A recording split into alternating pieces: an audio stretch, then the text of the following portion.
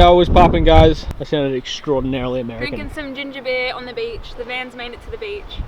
And it's just been a beautiful day. Local ginger beer that we just got. It's banging. Went to the brewery. Brewery is spot on. Can definitely recommend going to the brewery. What's going on, guys? It has been a few weeks since I last posted the previous episode. A lot has happened. We are currently in Broome right now, and the last video was us in Mount Isa and crossing the Northern Territory border. Just a lot has happened. We've ran into a little pickle. But before I tell you guys about that, from the Northern Territory border, we travelled all the way to Darwin in pretty much 3 days of just driving every day, all day. We didn't really do much around Darwin. It was blistering hot. We swam a bit. We went to a brewery, so I didn't really film anything in Darwin. But I did film at the Darwin Museum where we learnt about the cyclone in 1974. A cyclone has a sound, and it's not merely the sound of wind or the odd thump of something hitting the house. It's perhaps the most terrifying sound 40,000 Australians have ever heard. The sound of literally millions of sheets of corrugated iron being scraped across the ground at 200 miles an hour to thump into rather flimsily built fiberboard buildings. And this is where the damage was caused. I was instantly reminded, and other people have been too, of the similarity to the first shots of atom bomb attacks on the two cities in Japan. Later in the day, we checked out the worst area, the devastated northern suburbs. Here, houses had literally exploded off their piers. People had been left sitting on bare floorboards or in the concrete storage sheds under the piers, or worse still, were trapped.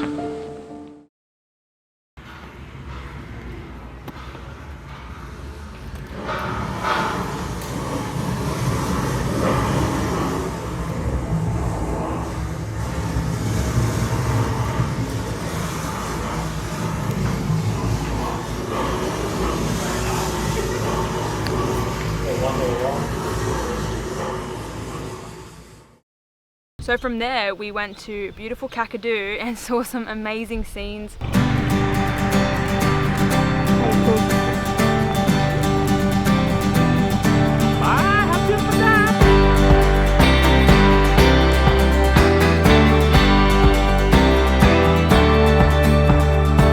I got this feeling I can't describe.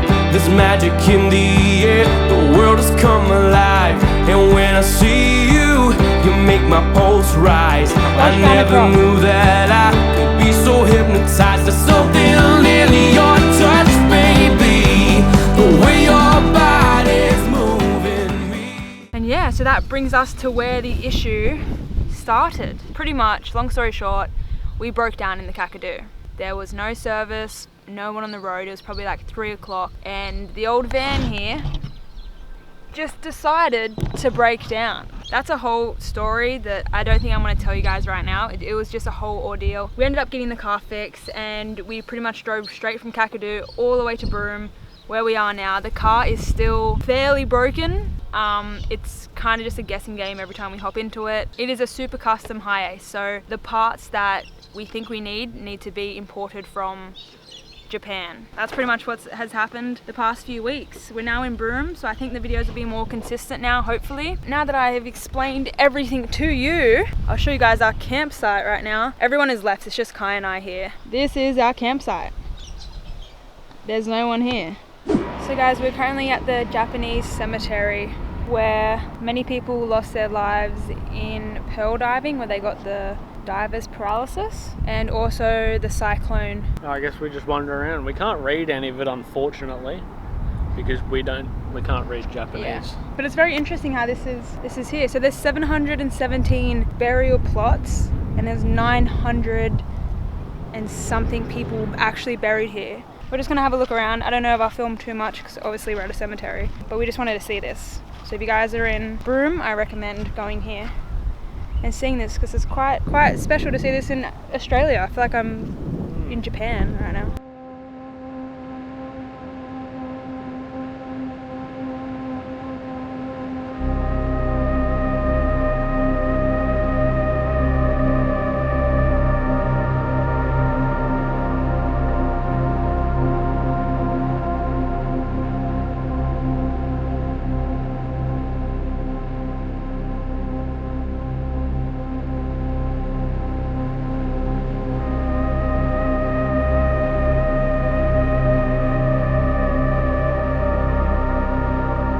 cool learning a little bit of history about Broome and our relationship with Japan. We're wondering whether or not one of the family members here might even have owned this car back in Japan.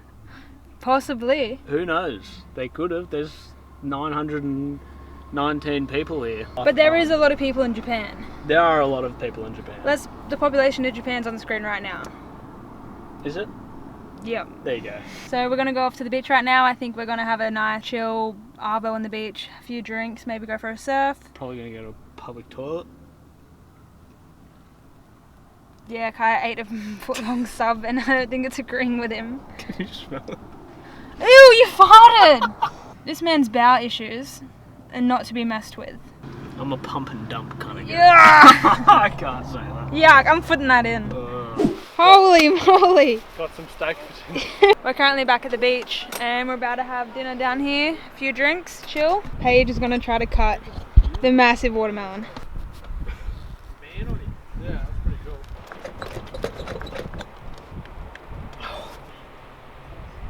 cool. Hey Mom! Hey Mom, I'm unemployed and this is what I'm doing. Like this way. Is it good? Oh, Watermelon.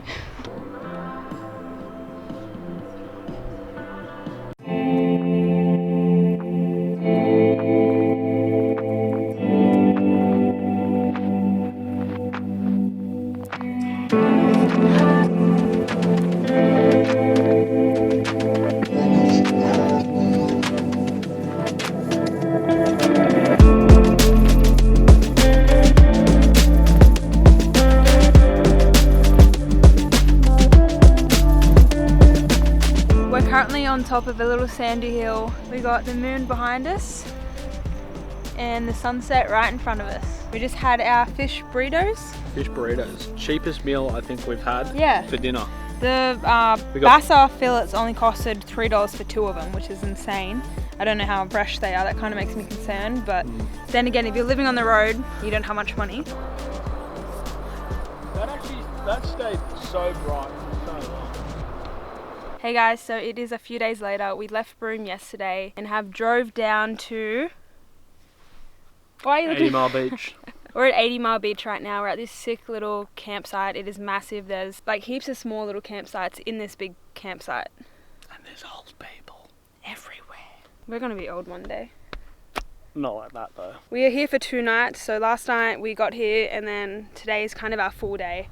We're thinking about taking the boat out because we have a sick view right now. The tide changes so quickly. So it was low tide about an hour ago and that was all full of mud and now it just went high tide. So it moves very, very fast and we saw people bring their 4Bs all the way to the edge over there and then launch their boats in and wait for the tide. We obviously can't do that because we have a van and it will get stuck.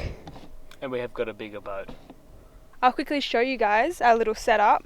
Everyone is down there a bit because we couldn't all camp together. That's Kai's and I set up. So there is Duncan, Josh and Paige just down there. We are at the boat ramp campsite. The beach campsite is somewhere over there and then you got like Mosquitoville or whatever it's called. It was like an old person's kiss. We have decided to go on a little walk.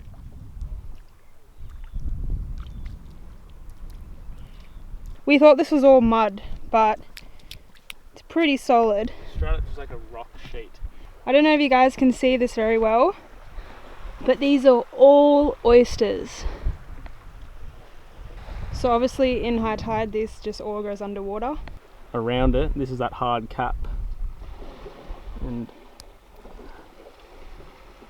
so you can lift that lid off and there'd usually be an oyster in there. There's a lot of places that you can't lift them off and there's a lot of places that you don't want to eat them. We're from Sydney. You should never eat an oyster you find on rocks in Sydney because there's just so much pollution in the water from all the boats and stuff.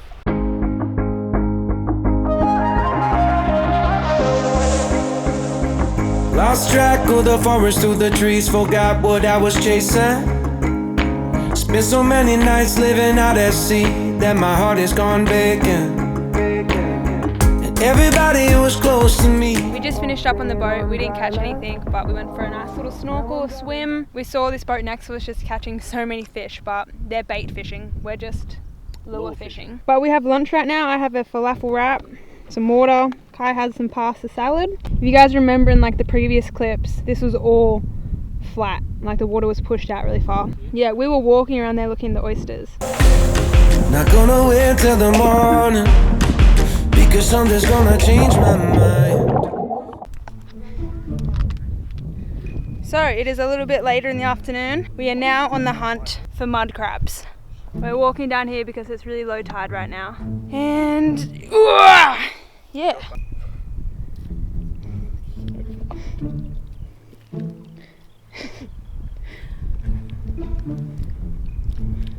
See, look at the way he's angled his feet. It's not. Does anyone else see that big dark shape in the water? It's just really, it's not too bad. You just got to really put your feet on an angle. He's not a happy chappy. Oh. He's got really nice blue on him.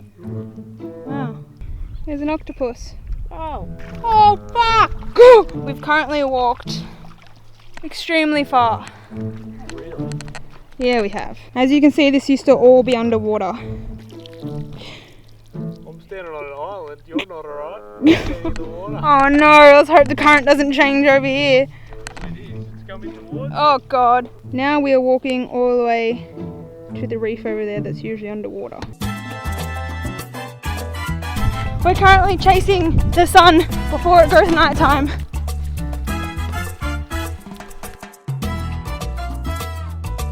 We finally made it to the giant reef. Whoa!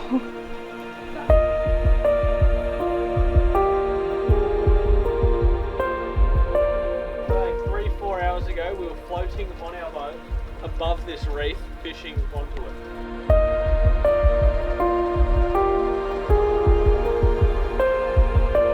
I would suggest if you come out here, wear shoes, because this is so painful. Found another hook. Nice. This used to all be underwater and we're just walking on it. This was about 6 meters underwater, and now the ocean's all the way down. Yep. We're back at the van and we're investigating the amount of cuts that we have on our feet. Do my feet look good? Not really. This is the sunset right now. It's hard to believe we were all the way out there. The tide here is absolutely insane. I cannot believe how quickly it goes down and goes up. But I'm going to end the video here. If you liked it, give it a thumbs up. Subscribe down below. Subscribe to everyone. Their links will all be down below. We'll see you in the next episode. I think we're going to spend one more night here. So the beginning of the next video might be from the same spot from where we are. Peace out. Bye! Bye.